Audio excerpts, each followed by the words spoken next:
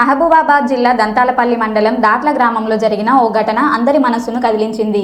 సర్పంచ్ ఎన్నికల్లో పోటీ చేయడానికి తమలాంటి నిరుపేదలకు అవకాశం లేదని రాములమ్మ చెప్పడంతో ఆమె మనవరాళ్లు నిజమైన ప్రేమను చూపించారు. సోమవారం తమ కిడ్నీ బ్యాంకును పగలగొట్టి అందులో ఉన్న డబ్బును నామినేషన్ ఖర్చులకు విరాళంగా ఇచ్చారు. ఇదంతా ఓటర్లు రాములమ్మను సర్పంచ్గా పోటీ చేయమని కాళ్లపై పడి వేడుకున్న సంఘటన తర్వాత జరిగింది. కుటుంబ బంధాలు, గ్రామస్తుల నమ్మకం కలిసిన హృదయాన్ని హత్తుకునే సంఘటనగా ఇది మారింది.